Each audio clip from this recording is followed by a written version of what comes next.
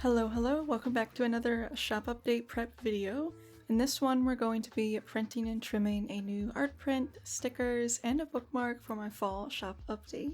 And what I'm most excited about is making a ton of new clay magnets. I'm also super excited to share my experience with you all using the Grabie Acrylic fine tip markers that they so kindly sent me to try out. I'll talk more about that in a bit. For now, let's go over everything I still need to do for the shop update, which at the time of recording this, I was a little stressed out I wasn't going to finish everything in time, especially since I wanted to have everything done for a Halloween themed market for the first week of October too. So I have to design and print new thank you cards, print a few new sticker designs as well as a new Polaroid print and bookmark. Then I have to make all the clay magnets, which I'll be doing over a couple days as it takes so long. There's a lot of steps involved, from sculpting to painting and coating them in resin, etc. And then I gotta take all the product photos, edit them, and make the listings on my shop website. But lucky for you, if you're watching this video, the shop update is already live on my website at salzonestudio.com, so go check out all the cool new fall things in the shop. This is like my fourth time making clay pins / clay magnets, so I feel pretty comfortable with the process and how long it will take me to make them all. For this fall theme set, I made 24 in total, which is I think the most I've ever made in one batch. I like to work in batches like this because there's so many steps involved. It would be more of a hassle to only make a handful at a time. And I usually break up these steps into like a day for cutting the shapes out of the clay, baking and sanding them. Then the next day I'll paint them all, and then the following day I'll coat them all in resin, let them sit for a few hours, and then I'll glue the magnets on the back. And the glue I use says it's fully dry within 3 hours, but to let them sit for 24 hours before handling them as normal. So that leaves time to do anything like any printing I need to do, like for the backing cards and such, or anything else that needs to get done. But yeah, I'll pop back in with a little voiceover in a little bit once we start painting them actually.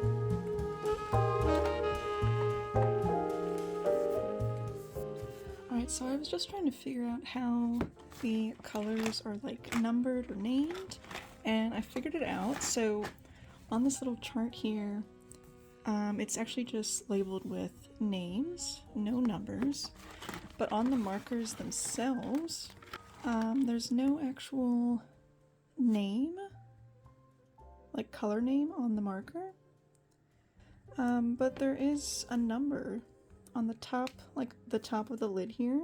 This one is kind of in reverse to, this is actually number 11. But if you look at how the markers are stored, right, so it starts from black, white, silver, etc., which matches up with the chart here. So we go black, white, metallic silver, gold, cedar. So as long as you don't like mix up this order before you start swatching them, you can kind of go from right to left and fill them in one by one. So you'll start with the back column here on the right and with black, and start with black, white, metallic silver, run all the way down, and then when you get to this right column, you'll start with the forest green, sea green, Celadon, interesting name, and you'll just kind of go through the list here and you'll end up with rose pink, which is this rose pink. So yeah, let's go ahead and test these out, give a little swatch test for each of them and see how the colors look on both the white background and also the black.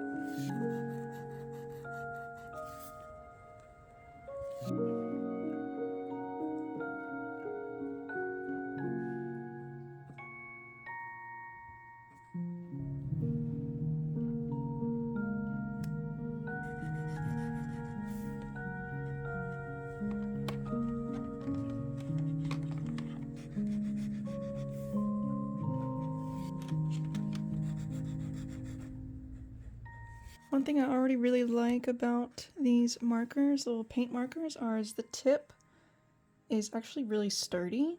So after I push down the tip of the marker here to get more paint out, it doesn't bend the tip of it. So I'm really excited to like test these out on like drawing the face details on the clay magnets here in just a bit.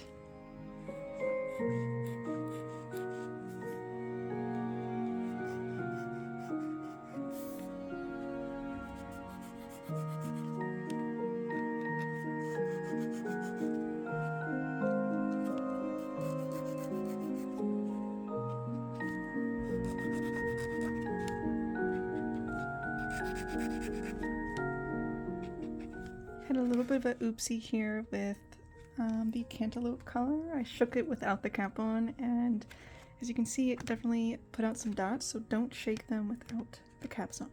Don't be like me. Alright, so now everything's dry on the black paper, and from what I'm seeing, this whole right column, except for maybe a couple of them, have some transparency to them, especially here with the pink. And then up here with the cantaloupe, you can see some transparency and these oranges and yellows. This whole left column, except for maybe the golden brown, which again is like a yellow color, they all seem to be pretty opaque besides that one. Even the white too, let's look at the white. I would say it's almost like a full opaque white. There's a little bit of transparency to it, but like if you were doing a small circle, like for an eye highlight or something, I think it'd be perfect. If you were doing a larger area, you might be able to see more of that transparency, but a second coat would probably do it wonders. These metallics look really interesting on the black paper, and the black is even, like, it's the same color as the paper. It just has a shine to it because it's paint, but if you take off the shine, like, it's barely noticeable. So it's a pretty true black, which is nice. They definitely look a lot more interesting on dark paper, I would say. Like, this looks really fun and colorful, and then this is kind of like, okay.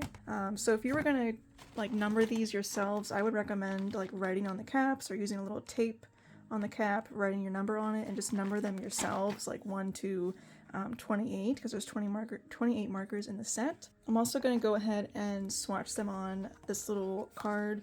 I save scraps of my paper. This is just Bristol paper. I save scraps from like other drawings and paintings that I do, and I keep them for like swatch cards so I can just pull them out really easily, kind of, you know, color match if I need to, or like trying to find a specific color that I want, and then I can like match it up pretty easily with the marker to find out which color it is. So I'm going to go ahead and do that real quick. So I have my little swatch here for my personal usage. This I'll keep in this, you know, book here, but it's a little bit less convenient for me to like take out this whole book to look at them. So I made a little card here that I can use and store away. And you can see all the colors here. It's just on white, but I mean, that's fine. If I really want to look at it on how they look on black paper, I will bring out this book again. But it's kind of interesting to see them side by side. I definitely like how the banana color, this one right here, looks on white paper better than on black. Looks really nice and vibrant. And I also really like this color right here, which is raspberry, on white paper too. But yeah, these look really cool and really interesting. I love how fine the marker tip is. Again, they say it's a 0.7, but it's definitely thicker than a 0.7 like pencil lead. But as far as like markers go, like that's still a pretty good fine tip on it, so really good for detail if you want. But you can definitely fill in large areas with this as well. It puts out a lot of paint if you're like scribbling in one spot. So yeah, so now all the swatches are done. So now I'm going to try and match them up with which colors I want to use for my actual clay magnets. I have the final color comp done of how I want them to look. So I'll kind of pick out and choose which colors of these markers work with the design. And we'll go ahead and start painting all of those.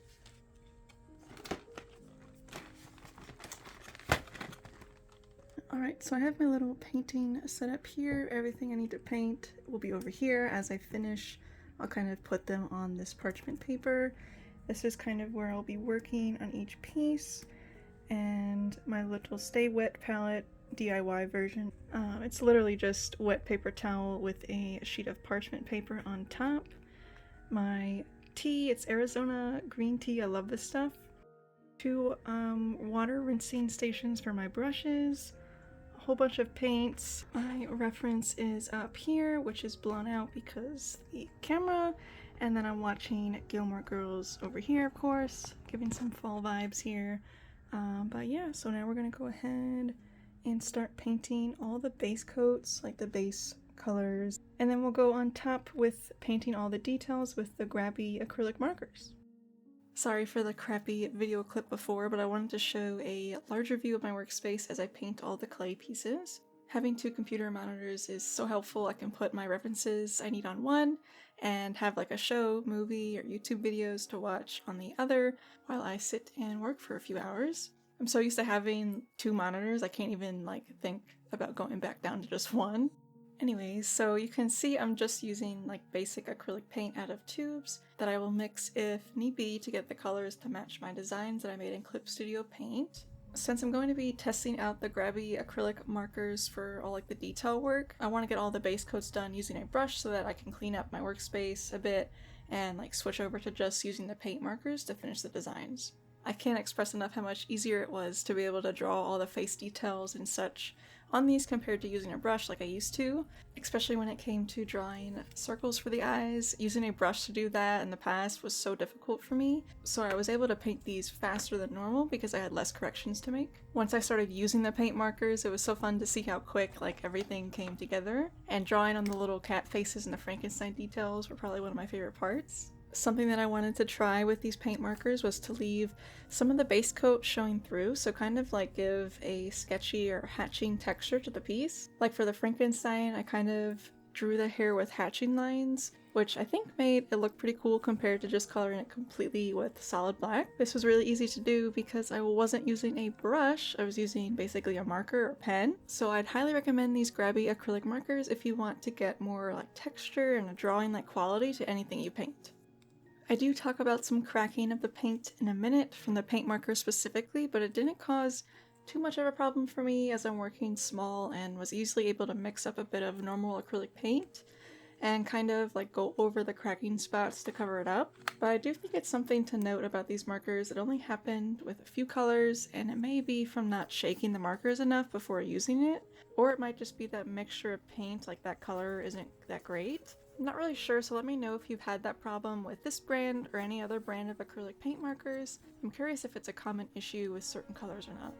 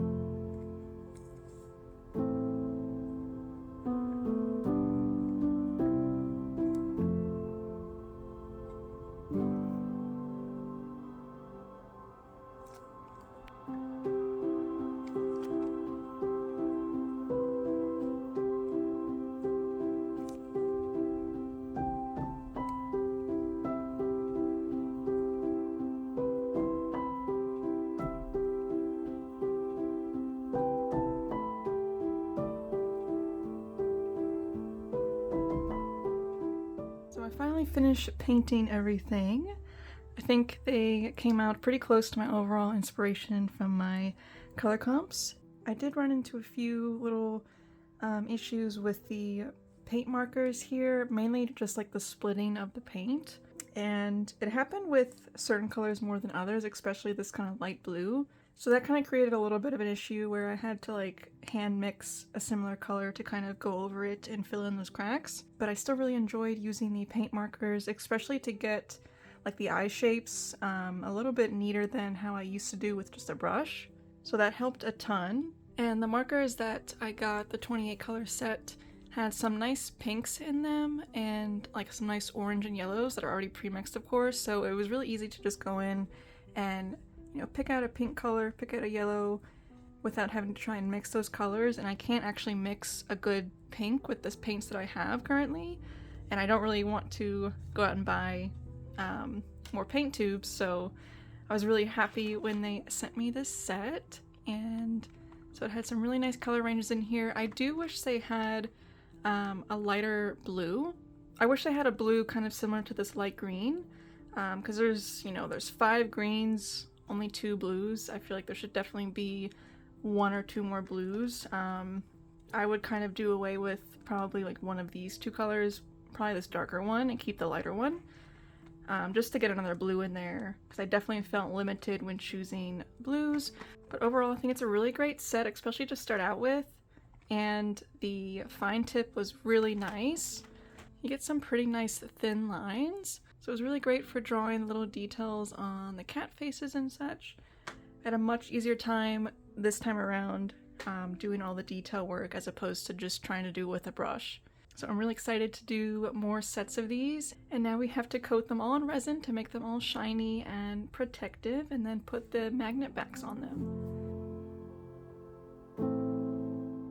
Alrighty, so when working with resin, always make sure you wear gloves, eye protection, and a proper respirator, and open the windows too if you have any. This stuff is toxic.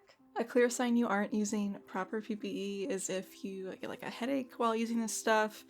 I haven't had a headache or anything, but please protect yourselves and your pets. Don't let them be in the room with you while you're using UV resin. It causes more issues in the long run, but headaches and itchy throats are a sign that you should have been using better PPE. Anyways, I wanted to point out what I used to help me coat these in resin. Because I coat the top and the sides of the clay in resin first, that makes it impossible to hold it without some kind of support. So I use an average wine cork that I cut into halves or thirds, and a small piece of kneaded eraser to secure the back of the clay to the cork. This way I can hold on to the cork and coat the top and sides without any issues. Another thing I wanted to mention is I use a lighter to quickly go over the resin surface, which pops any air bubbles prior to curing it under the UV light. If you happen to forget this step, just put another resin layer on top, use the lighter over it, and cure it again. This should cover up any air bubbles from the first layer, but be careful when using the lighter. You shouldn't feel any heat, as you only use it for like a second or so. I'm not responsible if you burn your house down. Also, you can see when I take the magnets off the larger stack of magnets, I kind of push and slide them off, as opposed to pulling them off. If you're not aware, you can actually break the magnets in half or even chip the edges of them if you separate them wrong. So keep that in mind too.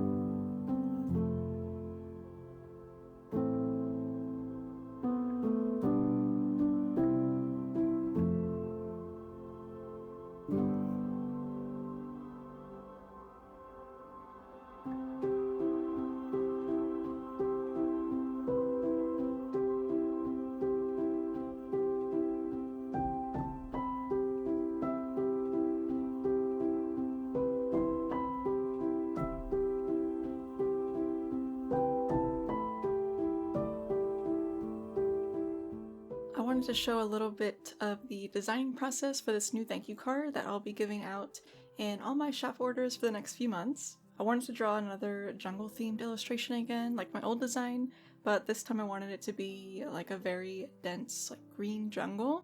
I originally thought I wanted a frog on the log, but then I thought about drawing a cute tiger as I thought the orange color would be kind of cool against the green background of leaves, and I think it came out really cute. The back of this card will have a little thank you message and contact information, but you can use this front design as a cute little art print.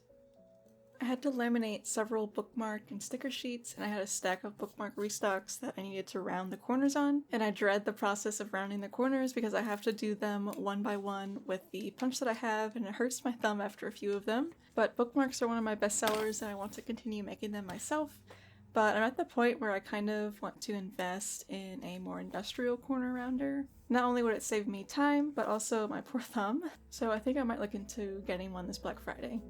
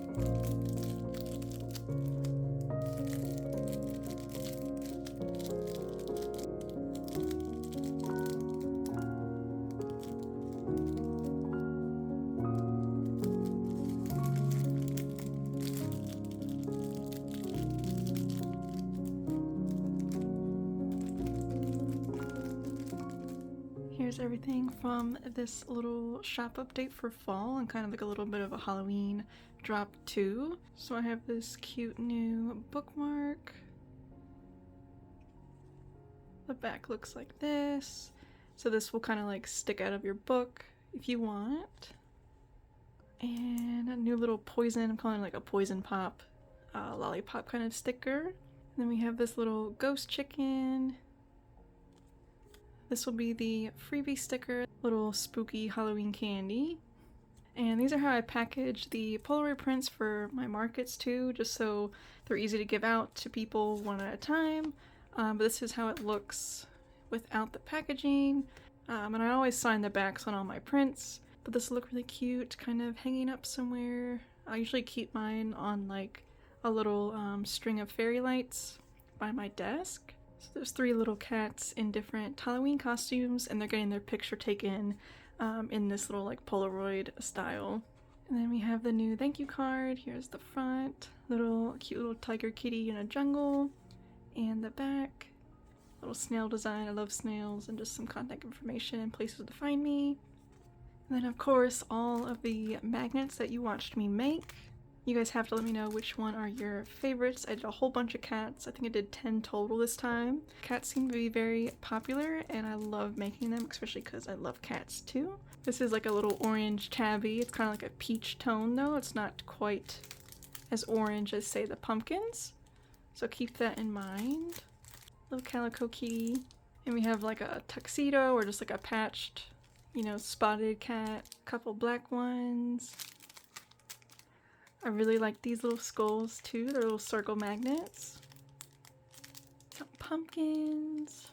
Couple ghosties and Frankenstein. Then I really wanted to do like a little fall moment, a little acorn. And I did some like black crescent moons as well. 2 of those. Couple mushrooms. A blue and a red one. I think my favorites are definitely, honestly, these 4 cats. I love them. I really like the skulls and the blue mushroom, and I think this little pumpkin guy, he's really cute too. I really like this bookmark as well this time around. I think it looks really cute in a little book, and if you put it in to where the top sticks out and you close your book, you can kind of see a little bit of the back design there. The front will just kind of look like this. But I think that's so cute.